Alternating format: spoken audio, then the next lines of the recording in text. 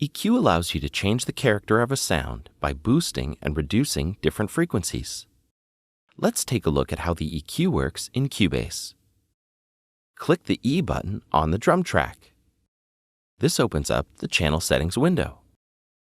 Although there are other places you can modify the EQ, this is probably the place you'll want to do it most of the time. The default way to view EQ in this window is with an EQ curve at the top here and EQ controls at the bottom. There are two other ways you can choose to view the EQ. To access them, right-click on any empty space on the Channel Settings window and select Customize View. You can view just the EQ controls by selecting Equalizers. Or you can view the EQ curve with dials instead of standard EQ controls by selecting Equalizers plus Curve plus Dials. This view is great for people who are more familiar with classic console strips. You can have all three views enabled at once if you like, but I wouldn't suggest this.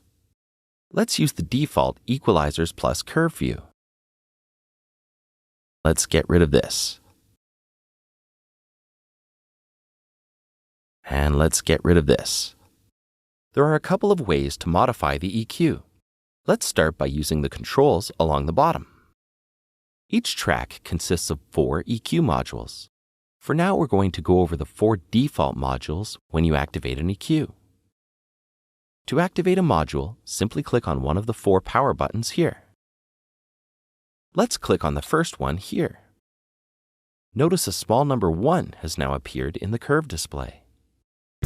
Using the gain control slider here, you can move this EQ point up or down to cut or boost the frequency. If you want to be more precise, you can click here and enter a value. You can enter any value from -24 to +24.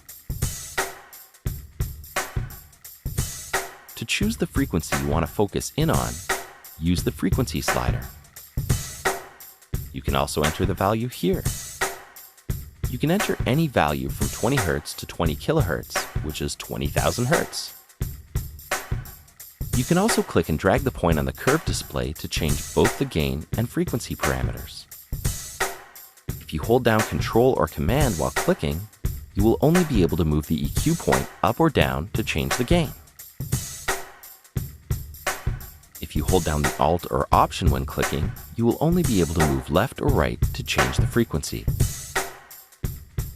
Let's talk about Q. This refers to the bandwidth of the EQ. I'll explain in a minute. Let's activate the second EQ module. Instead of clicking on the power button, click once in the middle of the curve display. A second EQ point is now in the display with the number 2 beside it, and the second EQ module is automatically activated. You can also remove EQ points using the curve display. Just double-click on number 1 to remove it. Now let's adjust the Q amount. Notice how the EQ range gets narrow and wide as you move this control? The Q setting determines the frequency range that will be affected. You might have already noticed that the Q only has an effect on modules set to parametric EQ. You can change the type of EQ that is used for each module by clicking just above the Q slider.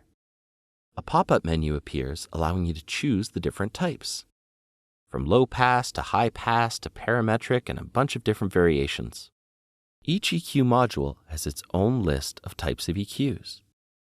We'll look at the different types in depth in level 4 of this series. This button over here is the inverse EQ button. This allows you to hear what the mirror image of your current EQ sounds like. This is great for seeing what kind of effect the EQ is having on your overall track. If you only want to see certain bands inversed, you can click right next to the Enable button and the selected band will be inversed. If you're more familiar with older versions of Cubase, you might wonder where your old preset EQ list is.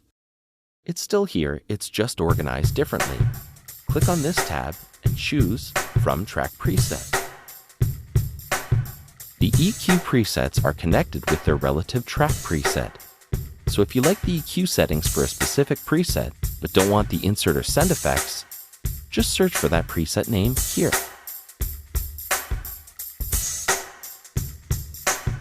You can addition any of the EQs while the audio is playing by simply clicking on them.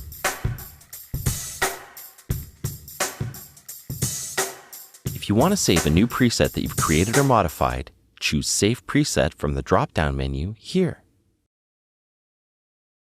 Type in a suitable name and click OK.